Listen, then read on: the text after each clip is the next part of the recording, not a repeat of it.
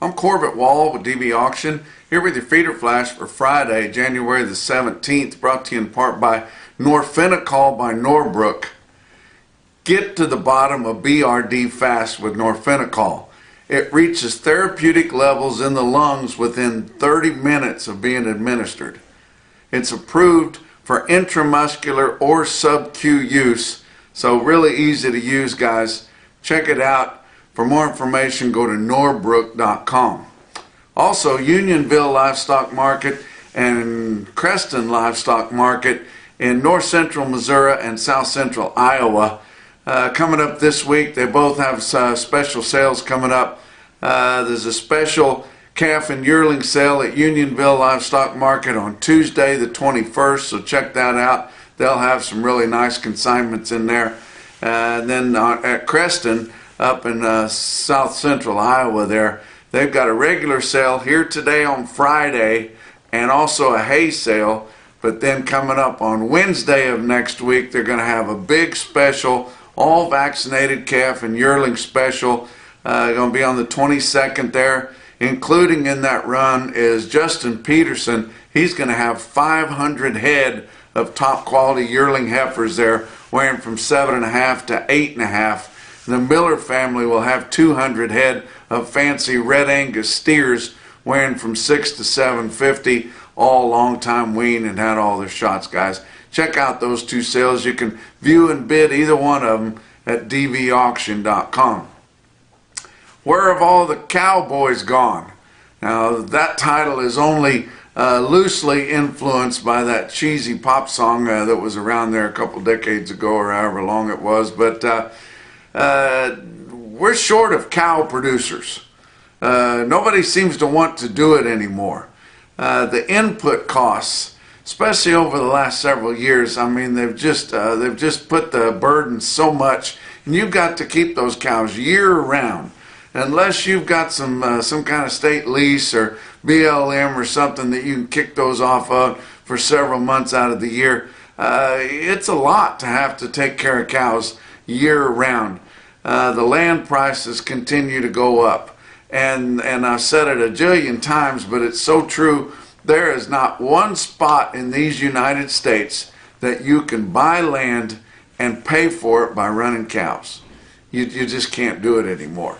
You can hold on to it, you can pay the taxes on it, you can kind of hold your investment, but you can't borrow money to buy that ground and pay for it by running cows.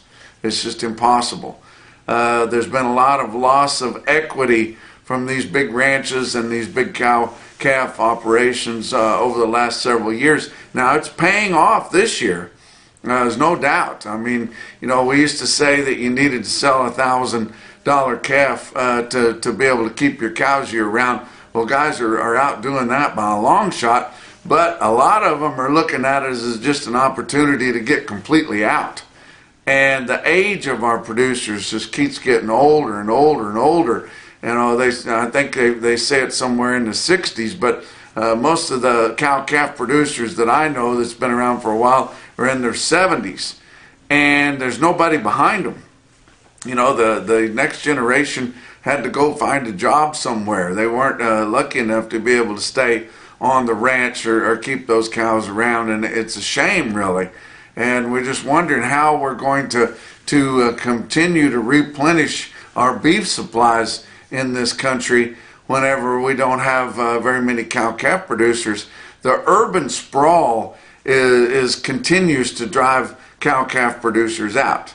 And, you know, that's part of the land price increase because people want to get out, especially after the pandemic. You know, people decided they don't want to be breathing on each other and all living on the same spot anymore. People didn't have to go to an office to work. You know, we can get pretty good internet, you know, away from town, so people are branching out, they're moving out.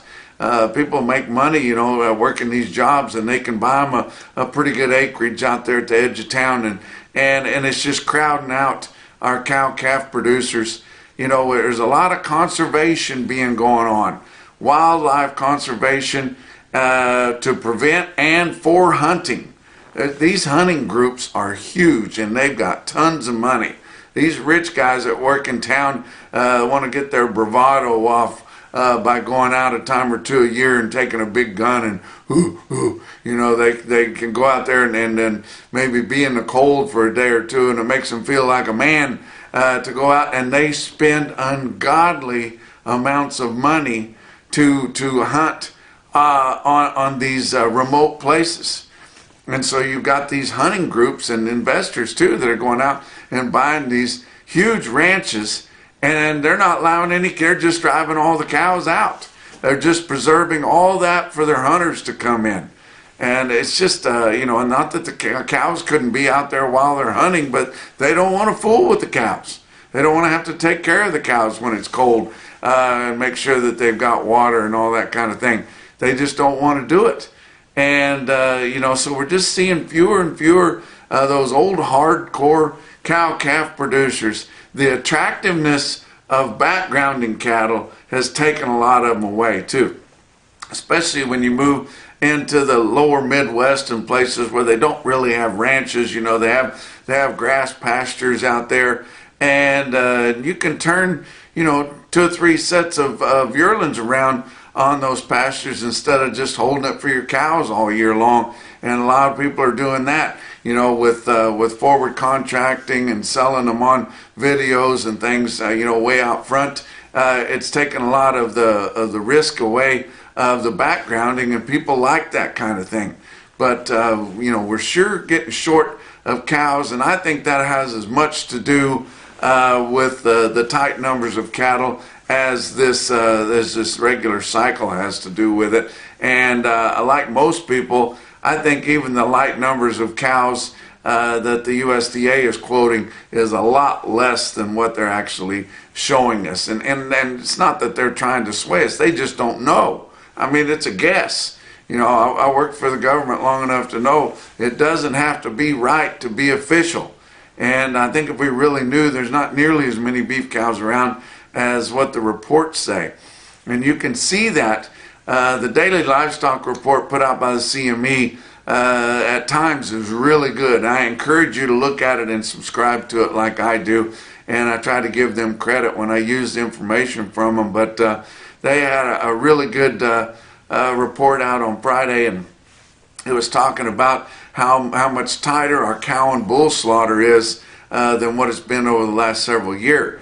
Your cow and bull slaughter this past year was 15%, or just for the week, for last week, the second full week there in January, it was 15% lighter than a year ago and 40% less than 2023.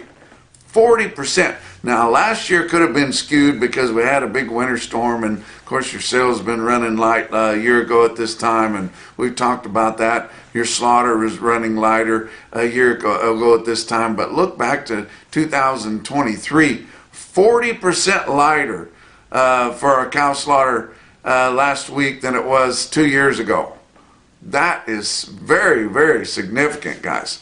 You know, likely there's a lot of cows on feed. These cow packers and the guys that know, guys that rail cows, the guys that have cow orders, they've been paying attention. They know how tight we are on cows, and they have been buying thinner cows and putting them on feed. But when those cows come off, they're going to be fat cows. And our fresh 90s, which is the leanest boned out meat for ground beef that we get from cows. Of course, it's the most expensive, and most housewives think that they want the leanest meat that they can get their hands on. If they only saw the cows that they get that meat from, they might change their mind a little bit and kind of learn how to pour out a little bit of grease when they're browning their hamburger meat there. But that's the most expensive, and our fresh 90s, 90% lean, are likely to see an all-time record high as we work towards spring here, and the cow numbers get tighter and tighter and tighter. And what cows we have, a lot of them have been fed, and they're going to be really fat, and their boned out meat's going to be marbled, and it's going to have a lot more fat in it to make a fresh 90. But we're likely to go over $400 per hundred, which will be an all-time record high, and it's all but seen that that's going to happen for fresh 90s. But tell you what, this cow deal is the main reason that our numbers are so tight, because there's just fewer people that want to have cows and calves. And I hate to say it, and I'm not knocking them, but a larger percentage all the time of our cow-calf producers are just people that have a lot of money, and they've bought ranches, and they want to see cows out there. They don't really know anything about the cow-calf business. They're not doing the work. They're hiring it done, which I'm not knocking them. I'm glad that they're in the business, but it's not our old hardcore cow-calf producers or ranchers that we've been used to since the beginning of time there. But you know, our markets this week have kind of slid off a little bit. I think we've reached our peak for this rally anyway. I'm not saying we couldn't have another rally, especially late May and June like we did last year whenever our prices got at all-time highs. I think that's likely to come back again if we don't see a big black swan come out. Now, next week we're probably going to see our imports from Mexico come back on cattle. It shouldn't really kill the market, but it is going to be pressure. And the news of it's going to be more of it than anything. It's not the sheer numbers, but the cattle are going to be heavier because the cattle didn't go anywhere, and they're going to come across, and it's going to weigh on the market a little bit. So I think for this rally, I think last week and up to midweek this week, we saw our extreme highs. In fact, Wednesday of this week was the biggest receipt sale barn day that we've seen in recent memory. In years. It was huge. I was looking through all the quotes that we get and the big strings that we get, and it was 10 pages on Cattle Market Central. Typically it's 4, 5, or 6 pages, you know, even on a big day there, but it was just huge. But you know, things that are going on in the markets there. You know, I talked all about for the last couple of weeks that Lyns Heritage Angus sale. They indeed had that sale on Thursday, and it was a humdinger. They sell 134 bulls. That's a lot for a production sale. Mostly, you know, typically it's 50, 60 bulls that you sell, and you can keep your average high. They sell 134 bulls on Thursday with an average of $8,653. That's way higher than last year and very, very impressive. 30 straws of semen there at $2,730. So, and that's an average, guys. That's really impressive. Let's talk about your board for Thursday. February live cattle futures down $1.92 at 196.60. And remember, our latest 5 area weighted average on steers was well over that. But April down 165 at 197.67. Your back months down 97 cents to down 147. January feeder cattle down hard too, down 177 at 273.45, and your index levels are a good $5 higher than that. And we're working towards the latter part of January where those are going to have to come together. March feeder cattle down 207 at 267.72.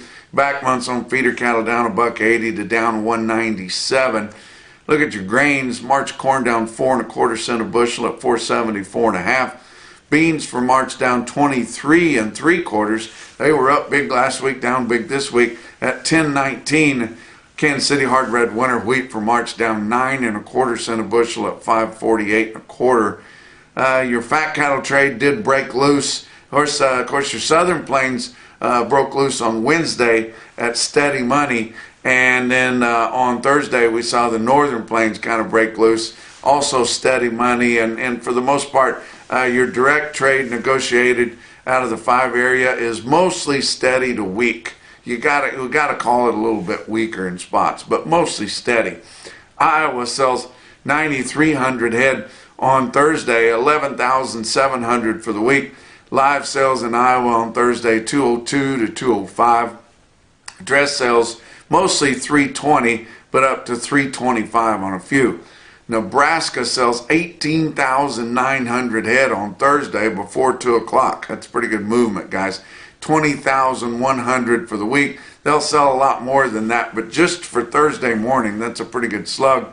And your live prices in Nebraska on Thursday were 202 to 205, just like Iowa. But dress market was still pretty waspy, 318 to 327 dress basis negotiated in Nebraska. How about Kansas? They sell another 1,600 on top of what they did on Wednesday, 8,000 for the week, which is close to what they do.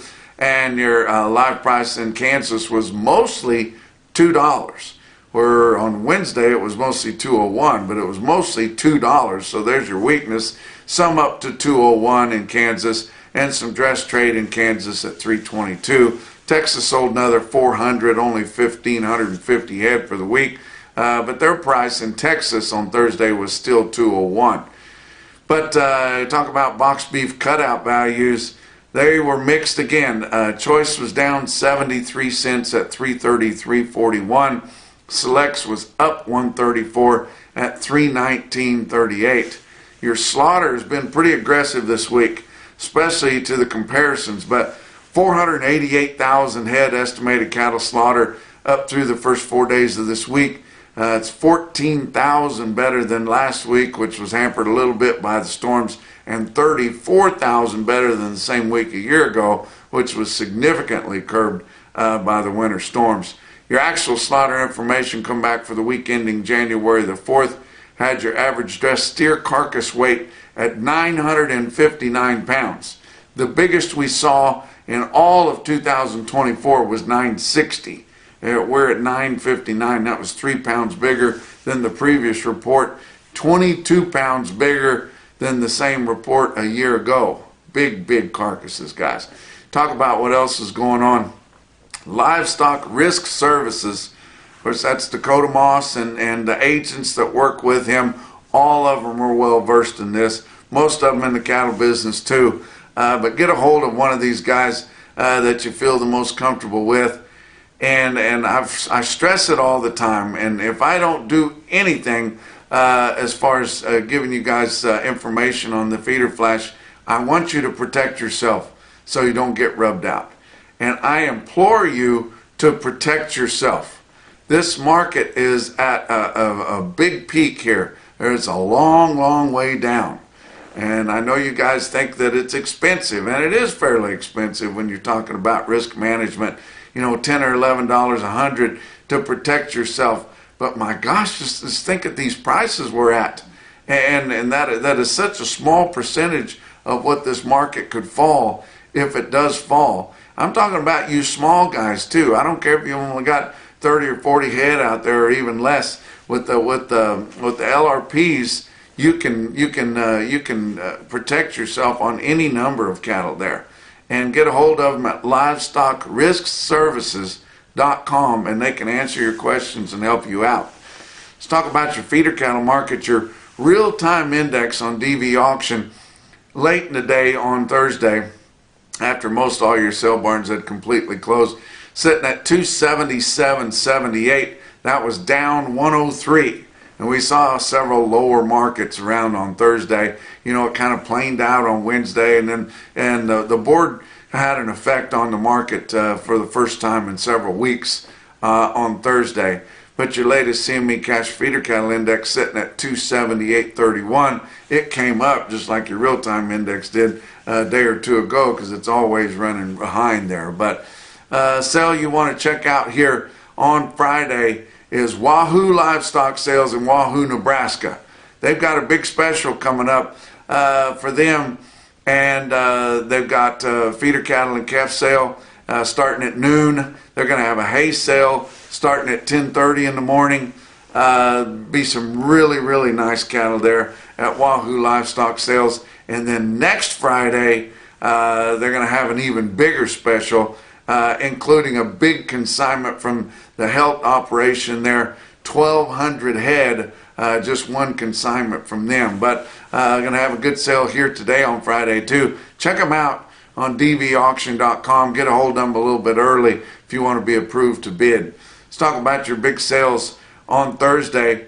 Winter Livestock in Pratt, Kansas had about 3,700 feeders. Didn't have the federal state market reports out in Kansas when I recorded this pretty late in the day, and just continue my disgust with the job that they do in market reporting at the Federal State Market News Service there in Kansas. We've got surrounding states and other ones that do such a good job, but Kansas is very poor at that. I pulled the automated market report, and Pratt looked like it was kind of unevenly steady, kind of wildly uneven there in some weight groups there, but sure kind of had the shine off of it a little bit.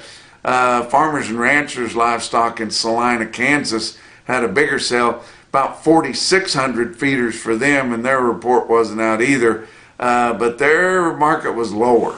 It was sure lower. The best tested weights looked $5 to $7 lower to me, and I'm sure they were at least that much. But you know, that's just the way things are. The shine is off this high record market right now.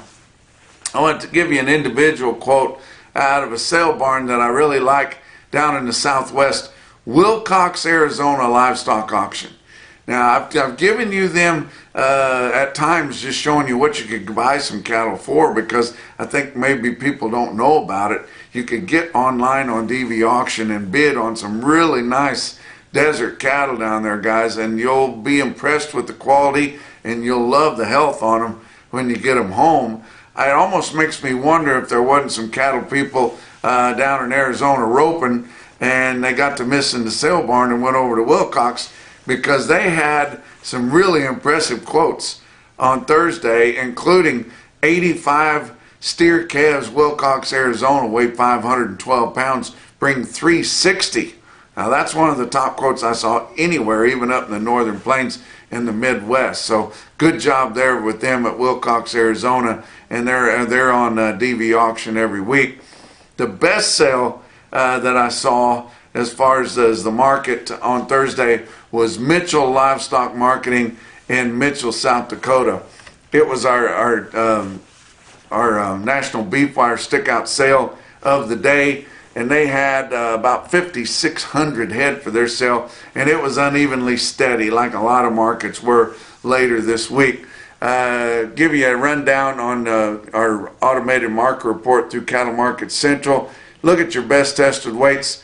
478 head of 6-weight steers averaged 653 with a weighted average price of $319.47.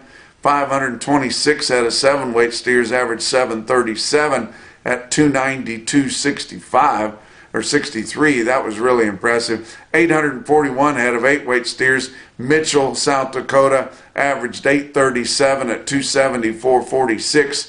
And 339 head of big 9-weight steers in Mitchell, averaged 947 at $254.05. Look at the heifers.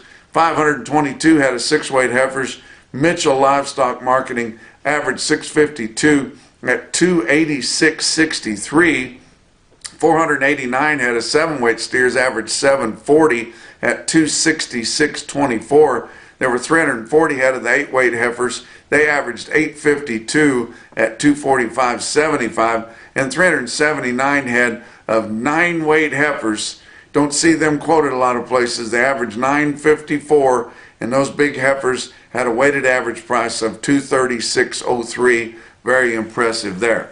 Some individual quotes from all around, and it's getting hard to impress you guys. You guys are expecting all-time record highs to be broken every single day. It has been for the last 2 or 3 weeks, but later this week we just saw really good quotes, but they did not break any records. But Pratt Livestock, Winter Livestock and Pratt sold 2 loads of steers. They weighed 760 pounds and bring $291.50. That's pretty darn good for them. How about Burlington Livestock Exchange in Burlington, Colorado? They sell 66 steer calves, weighed 545 at $383. Thought that was impressive. But the most impressive quote that I saw anywhere on Thursday in your Macrocin, no BS, top quote for the day, come out of Stockman's Livestock Exchange in Dickinson, North Dakota. Talked to John Fisher about these. They come off the Schumacher Ranch there. They were F1 Black Baldies. They were sold for replacement, but the guy in second place was going to take them to feed, so I'm going to give them to you. 75 Black Baldy heifers, replacement quality, weighed 764 and bring two 8650. That might be a record. That's your feeder flash for Friday.